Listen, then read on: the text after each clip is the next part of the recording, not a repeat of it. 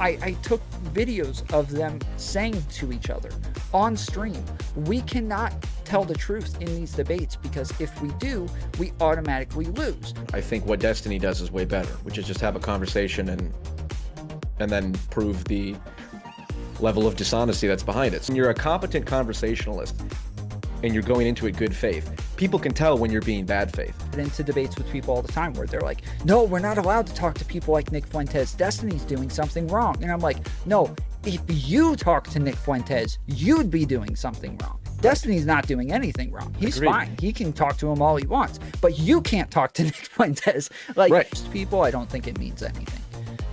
Really? You don't think that the average person, if they listen to a guy say, we can't actually say what we believe. I think I know what clip you're referring to. It might be a different one, but you know, we have to use irony. I can't say.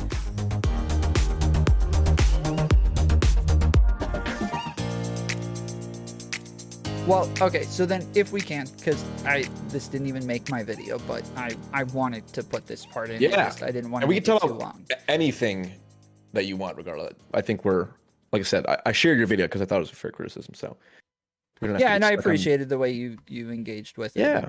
And, I was happy, and it got me a lot of views too. So I normally don't believe people if they ever say that they're like shadow banned or something. I truly believe I'm shadow banned. Like I cannot get, people tell me all the time, they're like, bro, I'm like searching like the literal name of your channel, your links, like, or your titles, like everything, and it's just not popping up. I'm like, you have to be subscribed or have a link to my channel or you're not gonna find it. That's fair. But yeah, okay, so towards the end of the video, you're kind of like putting everything together and saying, look, if we hide these ideas, we're more so giving people, we're crediting like arguments that say that we're afraid of these arguments and that we're just so scared of them because they're so true, and we need to push them out. The problem is, if we were actually engaging with good faith actors, I think that would be true. But I don't believe that that's the case with people like Nick Fuentes, with people like the Groypers. I'm currently in like a nonstop like battle. They're all over my Twitter timeline right now. You can go see his hundreds of comments on like every single post from these guys. They brigade all of my crap. They're like, there's a guy in my chat right now saying 6 million Jews were masturbated to death by Joseph Mengele. Like, he's just like, they're freaking everywhere I go. These people are not good faith actors, and they're not going to engage in good faith whatsoever. And in the video that I just posted on Twitter, it's literally them. I took videos of them saying to each other on stream, we cannot tell the truth in these debates because if we do, we automatically lose. We can't engage in logic in these debates because if we do, we automatically lose. If that's what you're engaging with, there is no winning. There is no beating. Right, and I think it's a mistake to engage them in logical argumentation. I think what Destiny does is way better, which is just have a conversation and then prove the level of dishonesty that's behind it. So, like, for example, the conversation that he had with Nick, the blue pilling one in real life, it's like there was no way Nick was going to have that conversation without, if he acted bad faith at all, people would be able to pick up on it immediately. Because when you're a competent conversationalist and you're going into it good faith, people can tell when you're being bad faith, and that's just as much of an undermining to people's arguments as the logical flaws in them. I don't believe that logic is even how. I think logic convinces very few people. Yeah. So, but engaging with people's ideas and engaging with people is important. It's way better than censoring them, which is kind of what earlier you talked about. Like, you think the private platforms and you think they have a right to ban. It's like, well, if you view it like a town square, which is what I do, I think no, I think people shouldn't be banned. There's a question of freedom of reach. You're just talking about shadow banning. It's like, well, how do you navigate all that? But I agree with you there, but I think it's obvious YouTube does not think of themselves as a town square, and that not only do they not, but they don't even care. Not only do they not even care about the politics stuff, it seems like they don't even want it. Like, they would be happy if all politics just disappeared off the platform tomorrow. I'm sure they'd be much better off for it. So probably. I agree with you as far as like principally the way that we look at these things, but And I agree with you as like, you know, I'm a rhetoric coach. Like this is what we talk about. It's like breaking down this sort of stuff and like people aren't convinced by logic and that sort of crap. But not everybody is capable of having these sorts of conversations. I People, agree. I get into debates with people all the time where they're like, no, we're not allowed to talk to people like Nick Fuentes. Destiny's doing something wrong. And I'm like, no, if you talk to Nick Fuentes, you'd be doing something wrong. Right. Destiny's not doing anything wrong. He's Agreed. fine. He can talk to him all he wants, but you can't talk to Nick Fuentes. Like, Right. and I think that that's the part that's important. And YouTube seems to handle this very responsibly. I have groypers on my show. We get into debates about like Holocaust denial and all sorts of stuff. They'll take my video down and I will challenge it and appeal it every time and say, yo, I am effectively pushing back against this stuff. I am very easily tearing these arguments down. I've done this for a long time. I used to be them. Like, I know what I'm doing here.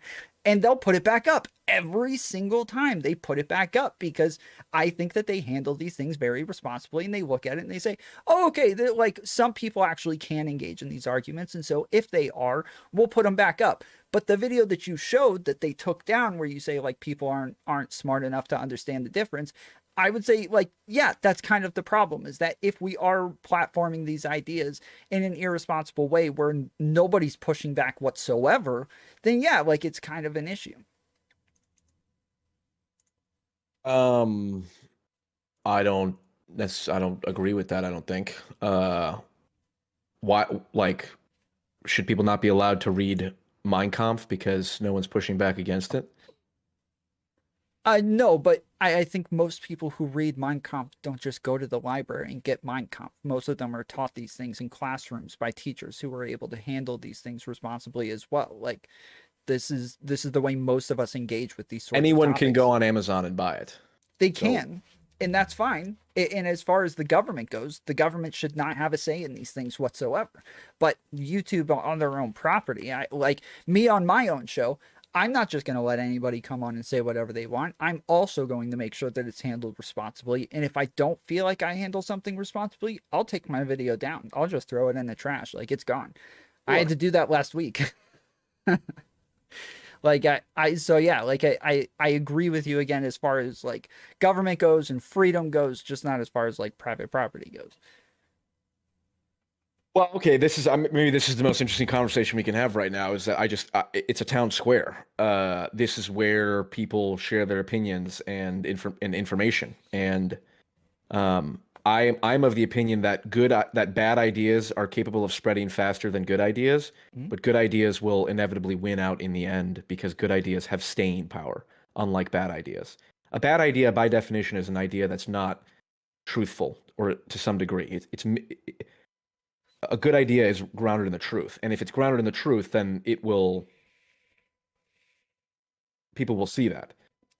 It may take time and it may come in different forms, but over time, good ideas win out over bad ideas. The issue is just in that delay between the bad ideas taking hold, or in the delay between, well, the bad ideas are out there, how long does it take for the good ideas to follow up? In that time frame, the world could end, you know? But and that's why, I think it's important, like you push back directly on people. But no, like for example, I want as many people as possible to listen to Nick Fuentes and hear him for what he is. Didn't you have you said you have got the clips of him saying we can't use humor, or we can't be honest, we have to use irony to hide our points. Yeah. Okay, don't you want as many people seeing him say that as possible? Yeah, of course. But if his audience sees him say that, they think that's fine. Right, That's awesome. but an average person, let's say, isn't that An the point? average person, I think that like, yeah, I have to put it out with some caption explaining it a little bit and like giving some more context. I think just showing that clip by itself to most people, I don't think it means anything. I Really? think You most don't think people, that the average person, if they listen to a guy say, we can't actually say what we believe? I think I know what clip you're referring to. It might be a different one, but it we wasn't have to use that irony. I can't it, say.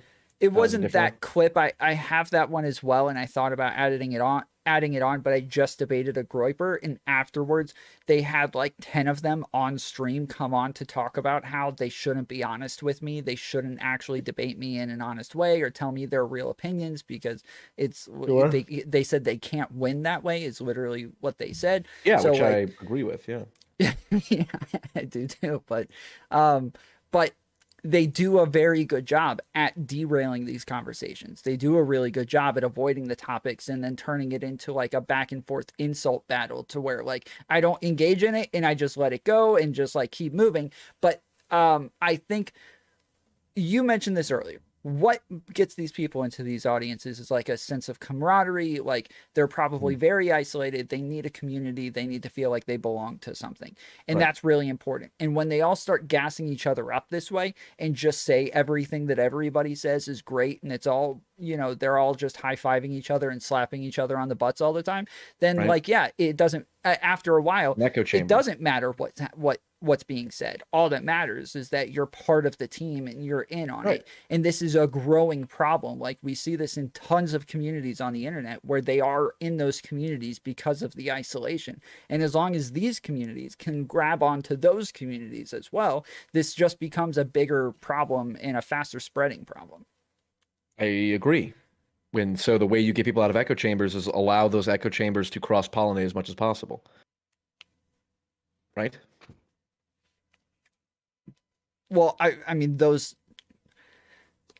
echo chambers, no. Like I don't want incels engaging with the groypers and then the incels and the groypers engaging with the MGTOWs and then, you know, like all of those different Why not? communities. What if there's someone in the MGTOW community who tells groypers and incels to go to therapy, like Kevin Samuels?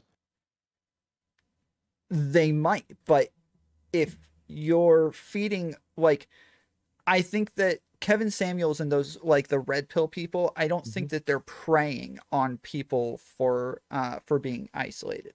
I think Nick Fuentes and the Groypers are preying on people Sure. for being Sure. isolated. And so I think when they get into these communities, they are actually able to do a lot more damage than anybody like an incel or a MGTOW or anything like that. I think that they can actually like spread very quickly and fast. I think for the most part, Okay. people age out of these communities. I think like they get old enough to where they start to like women and leave them. Yeah, I agree. I don't know. I guess like I'm like you saw the conversation that Destiny had with Abba and Preach and Nick Fuentes and Gideon and that whole thing And and Destiny Sneeko. jumped on because he felt like they were being irresponsible by letting Nick on whatsoever. And Right. he felt Right. like Right. they were not capable of pushing back. The only way it was going to be responsible is if he was there. So he Right. told them to let him on. Yes. So I want that video. I want that conversation to be seen by as many people as possible. Mm-hmm. And I think that's good for the discourse. Me too. But that wouldn't happen if people were opposing arbitrary. Like, who's to say that Destiny is good at it or not? There's plenty of people who say that Destiny's not. So it's your and I's arbitrary opinion, which is why outside of like, well, the rule is either we have minimal restrictions on free speech and who can say what, or we have people decide arbitrarily. And like we have to have some arbitrary decision because like you know what constitutes incitement of violence. Like there is some point where it's like, well, this is clear incitement of violence, and then this is like right on the border. But otherwise, like that video of Kanye talking with the people that I said, well, YouTube thinks you're too stupid to be able to watch this video, which I do think YouTube thinks that. I think that's an elitist mentality, and I think that's wrong. I think people would be good if they watched that video and they could hear what Kanye really thinks. For like Kanye said in that video, he loves Jewish people. He's jealous of their family structures. He's jealous of their ability to read contracts. He's jealous of their how they care about their own community and stuff. It's like I think people are intelligent enough to go, okay, that makes sense. And then when he says we shouldn't teach history in schools, that's probably pretty silly. So who's to say whether or not that video should be allowed versus the Destiny pushing back on Nick Fuentes video? Well, I think the video of Kanye West, I mean, in my video, I called it Nazi apologia because I think that's what it is. I think if you're... Who decides whether it's actually Nazi apologia or not? Rational people. I don't think... I understand your point, but if they were in charge, we don't get to talk at all, right? And that and they'd be wrong. I have these conversations with leftists all the time who think that we just shouldn't talk to anybody that we disagree with whatsoever. And I hate that I'm somewhat sounding like them right now. But I'm not like, there's a spectrum here, and I'm not as far as they are, where we shouldn't talk to them whatsoever. But I'm somewhere in the middle where I say we should talk to them, but we shouldn't just like let them on to Well, so reign hold on. free. Well, why not give? I don't. We should give everyone the ability to air their beliefs and ideas out. And we should definitely not prevent people from seeking out ideas and that they want to hear. So anyone I who agree. wanted to hear Kanye speak unfiltered should be allowed to. I agree. And I think YouTube, being almost a public square, needs to allow that to happen. I don't think, for example, on TikTok, people say the N word all the time. Mm-hmm. Right? And I think they're like 12 or 13-year-old. I think we vastly overestimate the degree to which like hate speech is somehow this immediate magical force of destruction the moment you hear it. I agree. And I think here's what tell me what you think. This is my opinion of what the law should be. Every social media platform should allow its users to do one of two things. It should be like a standard version of the platform, whether it's Twitter, YouTube, or whatever. And then you should have the option to toggle the Wild West option. This is like Joe Rogan's point that he makes over and over again that I agree with. And are you filling up your fucking vape? Mm-hmm. Cobra Tate would have a fit right now. No, just kidding. The last guy I debated told me that China's putting estrogen in this to make me more feminine. So that's fair. That's fair. I gotta soy up right now. That's fair. But I think any major platform should not do any manual intervention on anything that unless it's illegal. So like child chopo, for example, is a clear violation of that. But saying the N-word or calling white people slurs or calling Asians, whatever it is, it's protected under the First Amendment. And I think large communication platforms shouldn't be allowed to infringe on that because it's a public square. So, have you ever been to a website that is the Wild West? Yes. Everybody leaves those websites. They don't like them there. They stop That's right. going. And like you're saying, like, yeah, you can have the option to have one or the other. Well, hold on. No, TikTok is like that. TikTok, you can have people shouting the N-word over and over again with tens of millions of views. I've had 5 videos taken down from TikTok, and I'm one more strike away from. Oh, I have two. They are insanely strict. That is the strictest of the platforms. And yet, you can hear. It was I think what was this? Is it who's the? It's like the young black streamer who like screams all the time at the top of his lung. Speed. Yeah, Speed. Is that his name? Yeah. It's a video of his and he's like playing a game and then someone put a super chat in and it's just the N-word repeat. It's the robot voice repeating the N-word over and over again, and that's allowed to stay on the platform and gets tens of millions of views. Yeah, YouTube seems to do something similar with the N-word, where they have like this idea that like if you're we're gonna black, let black people saying it. Yeah, they're because they're gonna get to a point where like, yeah, if we say black people can say it, but white people can't, we're gonna have to figure out who is black enough. Yeah, exactly. Yes. Right. And it's gonna be a weird area, so we're just gonna say like you That's can my say point. it. Just I as a user should have the option to filter out the gross shit that ends up on BitChute that I don't want to show up in my YouTube algorithm.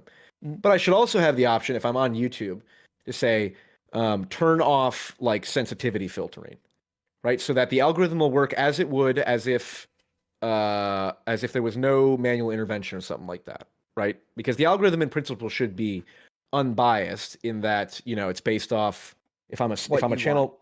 Yeah. And my content is put in front of people to the degree that other viewers with similar tastes like whatever the algorithm, it should be unbiased, right? You should be able to put an X as the user or an X as the video, and it will spit it out. But YouTube obviously does manual intervention, like with trending and upping authoritative sources. I think a law should be every platform has to give its users the option to basically turn that off and make it like a Wild West version. Say, I want no manual filtering of any kind, and that includes hate speech type stuff and all that. I want to be clear. I am banned, permanently banned on Twitch. They Jesus. won't even respond to my. Well, I'm a pedophile actually, but according to Twitch. What if I just quit right now, like Just like Vosh did I with would be like Mr. Girl? Vosh, see you. Yeah. Um, I'm permanently banned from Twitch. I'm one strike away from getting banned from TikTok, one strike away from getting banned from Facebook. I'm banned from Discord. I'm banned on I'm banned all over the place. I'm so I'm not somebody This is who doing doesn't wonders for my optics talking to you then. This is yeah, great. I am not somebody who doesn't understand how much it sucks to build an audience, to build a community, and then just lose all of them just like that, just because I said the Well, wrong that's thing. not Like, even the issue. It's I, the I I understand, but I'm saying I am one of these people who has worked hard at my craft and like built things and then just had it all wiped out. And Sure. I have had some of the biggest struggles with getting banned, and so I am somebody who understands what it's like to continuously like not be able to get what I want out. Um, and I still hold a position that I think that that's perfectly fine. That if they want to ban me, if they don't want me on their platforms, if they don't want what I'm saying there, that's fine. I'll go somewhere else and do it then. And if people want to follow me there, and if people want to hear what I'm saying, they'll go to that other platform too. But I currently look at Nick Fuentes on Cozy and see him doing horribly, and like somebody who could be doing 20 times the numbers of Destiny is doing nowhere close to the numbers of Destiny. I don't know that. I don't know. I don't think he could maintain his anti-Semitic shtick and get that big of an audience. He'd It have to seems adapt. like every time he's on mainstream platforms, he does very well That's until he because gets he's banned. censored otherwise. If people listen to him over and over again, it'd get old. He would either have to change his message to appeal to a more mainstream audience, and the way that you do that is by disabusing yourself of the absurd ideas. Because if he's just spewing lies, then eventually people catch on to that. Right? Someone who constantly spews lies will eventually pay for that, like on their of their own accord. But because the lies that people then take in will go out and play out in the world, people will realize their lies, and that'll be a problem. And I'm aware that I'm articulating a philosophical perspective that is not, I don't think people have to accept. Like, there's plenty of reasons to believe that you can get away with lying for as long as possible. I personally believe that by definition, a lie is a distortion of reality, and I don't believe that a human being can get away with distorting reality for an extended period of time without it biting them in the ass at some point. Do you know if I said Twitch politics, would you know what that is? Yeah, like Destiny and Dylan Burns and all those Yeah, people. sure. I've been on like a So, Prime Kai's panel a couple times. okay, cool. So yeah, so these are the people that I've engaged with for the longest time. They give me the exact opposite impression like they seem like they are perfectly happy with lies, and they are perfectly Yeah. happy with incorrect information, Yep. as long as it gets them the right clout or it gets them the right And that's virtue why signal. their views are limited. They've plateaued essentially. I don't know that they've plateaued. Destiny's views and audience keeps growing precisely because he doesn't engage in lies. Well, except in his personal life, which I think he'll pay for that again at some point in his personal life. But as far as like his I think his discussions content about, grows because of his drama. I think that that's what pulls people in. I And agree. he gets to profess politics at the same time. I agree, but his political opinions, I've never heard a political take of his that I thought was deceitful or deceptive, which is different from, I don't know, some of the Twitch politics people. I mean, I've heard him say bad faith things many times. Well, but I mean, he's clearly a douchebag, but and it's not clear that when someone is talking about politics, do they really care about the content of the conversation versus the drama or whatever else it's wrapped up in. But no, I think that if you look at the most successful people in media, it's ones who speak. The most successful messages in media are truthful by definition. And the most dangerous ones are those that play on a truth and leave out the rest of it which is like a form of a lie, right? So like the anti-Semitism thing, it's like, is it true that Jews statistically run the country, so to speak? It's like, well, no, not run the country, but are they vastly overrepresented in media and finance? Yes, indisputably. No one disputes that. Mm. And if I just took that truth and I just harped on it over and over again, I could use that to distort things in a very terrible way, obviously. But the way to counter that is to acknowledge that truth and then point out, well, hey, maybe it's because Jewish people respect, like family values and education. And it's like, oh, well, a minority of people who value family and education are successful in America. I wonder why that is. It's like, oh, you can make a very common sense point with that. So, Yeah, I think we're just gonna have like a fundamental disagreement there. Like I don't think that people value truth as much as like we would like to think, or as much as they would like to think even. I think that most people want to hear what they already believe preached back to them, and this is why, again, like I try to like focus on rhetoric as much as possible and like break it down and explain it, because that is like what most of political media is. It's trying to find a way to make you feel like I agree with you, make you feel like I'm one of you, so that you can hear everything else eventually. Once you respect me, once you think that we're on the same team, now I can give you the rest of it. right. But even your point about people hear what they want to hear, they don't value truth per se. It's like, well, people want to hear the truth. They just want to hear the truth in a way that they are willing to digest it. But no one wants to hear falsehoods. Yeah, I don't think they want to hear falsehoods, but I don't think they want to hear the truth either. I think what they want is something completely different. Well, I don't think it's I've never, that simple of a dichotomy, where I think it's instead, just what makes me happy, what do I enjoy, what do I like, what makes me feel special. yeah, but I think by definition, all the things that make people happy and feel special are related to the truth, ultimately. Otherwise, they're not real. Us It's like, as humans, as human what beings, makes yeah, us special is we're that wired. we very easily are caught in delusions, narratives, social constructs, like things that are not objective, things that are not real. This is what makes us great. This is what gives us like superpowers compared to every other animal. Well, then what And makes you think they're not real? If they're, how can a delusion? I don't think a delusion by definition is a bad thing.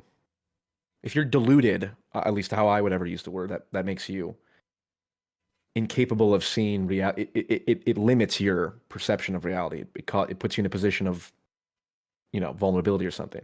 yeah, I But think that we can see throughout history that we have to constantly fight against those delusions, and that we have to constantly pull ourselves out of them. right, so that's my belief is that human beings are wired with a desire to respond to the truth, so to speak. But it gets complicated because it's like, well, what do you mean by truth? It's like, well, I mean true narratives. And then it's like, well, what is a true narrative? It's like, well, it's a narrative that tells the complete story of reality rather than just a half of it. Right? Like, for example, the Jewish people run the media is a true narrative, but it only tells half the full story, and people would much rather hear the full story. Well, it's People are not a wired to narrative, hear the it's a full story. statement. It's a statement. It's the narrative that people want to latch onto, though. So I can tell anybody that Jews are in positions of power. Nobody will care until I attach this to some sort of narrative, and that's all anybody's waiting for. The right's waiting for it, the left's waiting for it, the centrists are waiting for it. All they want to know is, what narrative am I attaching this truth statement to, and then they can decide whether or not they like my statement of Jewish people being in positions of power afterwards. That's fair. How much do you follow Jordan B. Peterson out of curiosity? I almost just said a second ago, you must watch a lot of Peterson. Almost like your cadence and the way that you say Is these it? things Is it very obvious? Peterson like, yes. That Well, I to make a Petersonian point, we imitate who we admire, and I certainly think Peterson is a good rhetorician at minimum, and I think he makes a lot of points. And I've definitely noticed it too, where I can hear myself use like little phrases and stuff that are kind of similar, for what it's worth and all that stuff. I don't do a good Um, job at teaching people how to be rhetoricians. I do more so breaking down everybody else's rhetoric and almost making rhetoric sure. sound bad all the time. But that anytime I cover Peterson, that's all I'm doing is just like breaking down what he's Sure. What doing do you and think of how his idea? he's. What because the point I'm making is a Petersonian point.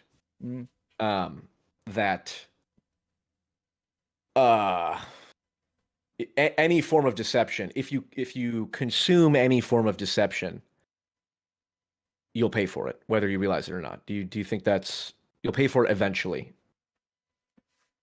no, Do you not agree with that? necessarily. No. What's like an example where you think that wouldn't be the case?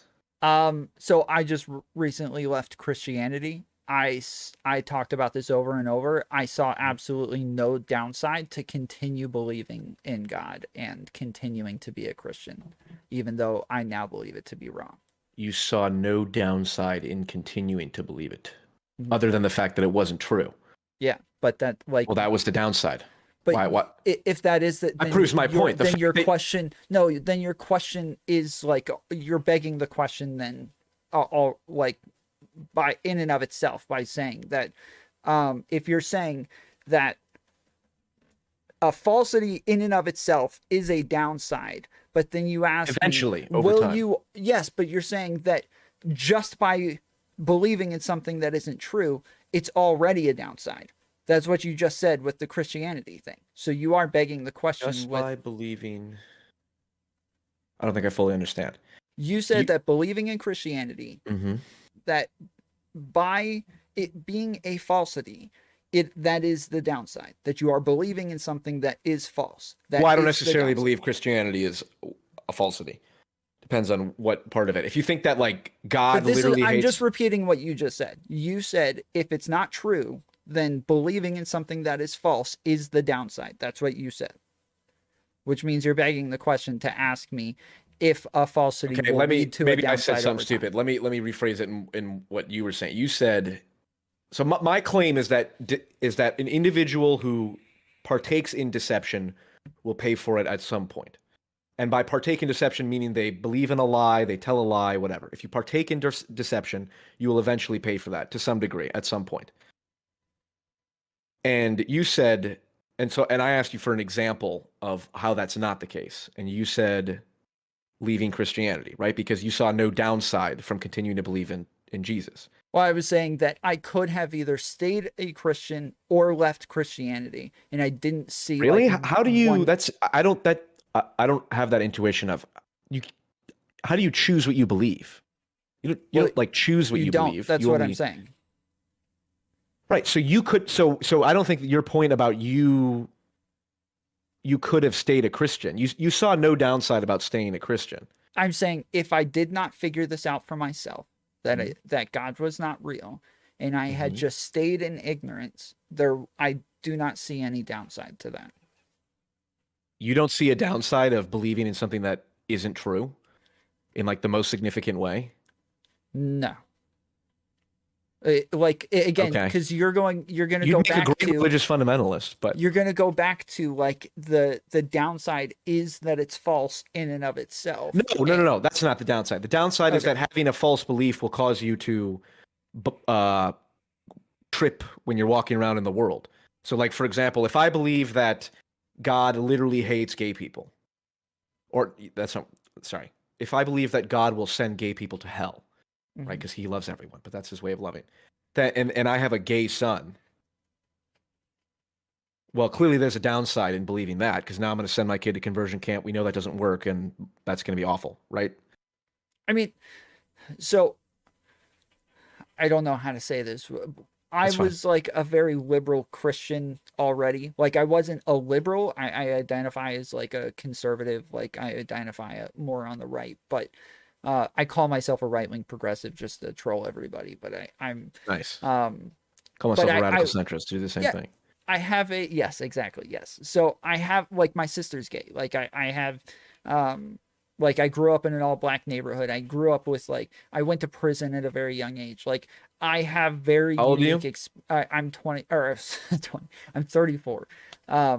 And so I have very unique experiences, I feel like, that have given me the ability to like empathize with people and love people anyways, without but while also like being pragmatic about it and looking at it and saying, you know, if God says this is a sin, like I can still love these people, I can still get along with Right. them. Conversion therapy doesn't seem to work statistically, so like Right. instead you just be a good influence on these people and be around them, and then they'll have to choose for themselves, because fundamentally, like, the Bible is like a very, and Christianity is a very like free will type of religion, where like you have to have the choice, you have to choose it yourself, those sorts of things. So I would like those sorts of downsides that you would see to with lots more like fundamentalist type Christians.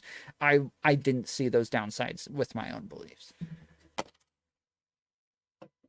Well, I question then to what degree you were a real Christian, because at some point you have to believe things that we know are not true.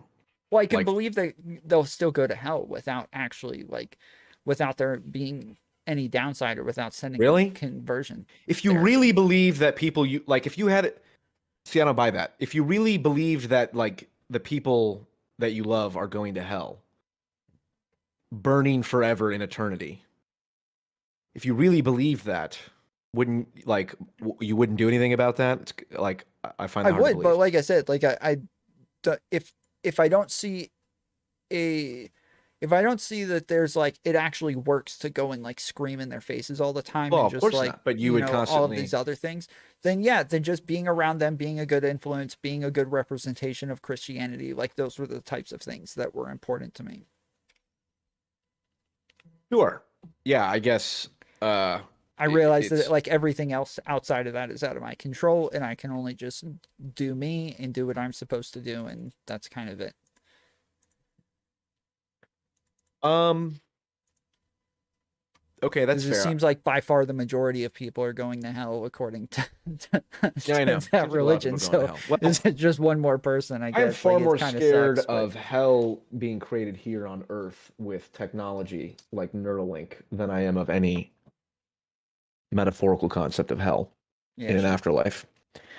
I don't know. I guess it's a nuanced conversation that we may have to have again with a bit more preparation and whatnot. But I suppose, but yeah, I don't like I looking at it. I don't see the downside, and I don't think that like I personally value truth because I think I choose to value truth. And I think I actually like have to work at valuing truth. It's not just a decision that I can make. It's like something I have to practice. It's something I have to work really hard at. It's some I have to like avoid my own biases and figure out what those are and where my Mhm. weaknesses are and all of these other things. Like it's something that I really had to work hard at for a long time. That's fair. I don't know if you can choose to value. I don't think you can choose what you value because you're a biological creature. You don't have that kind of As far as I have control over your. choice. Well, but that's my point. As far as you don't have any choice about what you value. Nobody has any choice about what they you can't nobody has any choice about what they value. What they can make choices within the context of I value, like if I value two different things, I have to choose which of these I value, but you don't choose how much you value each thing. I don't believe anyone can choose their values. Okay. Yeah, I used to be like a con man and do like all sorts of crazy stuff. And I I was think you're like a fucking con man right now. No, I'm just kidding. yeah, sure. All right. I was like the most dishonest person you could imagine. And so like honesty didn't come naturally to me. And it was really hard for me to make a decision Are to you better stop off doing now? heroin. I Oh, I I'm don't know. sorry. I don't I didn't know. mean to. Yeah, I Sorry. got Go it ahead. was a choice to get off heroin. It was a choice to stop doing illegal things. My bank account is definitely not better off, for sure. My street cred is not better off. The types of like women that I could get are is not better off. But like overall, I'm happy that I value these things. I feel like I'm a better person for it, and I feel like that I can do better things within the world, that aren't just selfish things now. So if we're talking about me personally being better off, no, I'm not personally better off. But I think I did make a choice choice to value other people around me, to value my family, to value the people who are affected by my decisions. And I think I made an actual choice to isolate myself from everybody else for almost 5 years, just literally just staying away from people, don't talk to people, just focus on myself, figure out my problems and fix them all, so that, you know, whatever I have left will at least be better than it was in the first 20 years. So I feel like I made these decisions, and I feel like, you know, as much as one can make decisions with, you know, all of the other outside influences. That's fair. I respect that to a great deal. I gotta cut out here in about 10. Do you have any other final topics or anything? No, not really. I mean, I guess that would be a much more interesting conversation to have, but yeah. Yeah, well, I'd be definitely happy to talk again. We can pick a topic. I know I should have rewatched the video and refreshed my mind, and we could have came with some more notes. But your video was much easier for me to watch on my drive home, so it was like what, a 4-minute video, so I was able to just like That's that. Fair. That's fair. I made like a 25-minute video on your 5-minute video. Yeah. Well, it got double. I think it's got double the views, didn't it? So I don't know. It was worked out on your end, but well, appreciate it. Thanks to you. I appreciate it. Yeah. Yes. Well, let's speak again at some point for sure. Yeah, I stream all the time. I stream numerous times a week. Word, and I'm in your Discord now, so sweet. Yeah, I saw you're making a Discord. If you need help, hit me up. Yeah, okay, I actually may. So we'll keep that in mind. Sweet. All right. Man. Thank you, Tom. Appreciate it. Have a good night. Peace.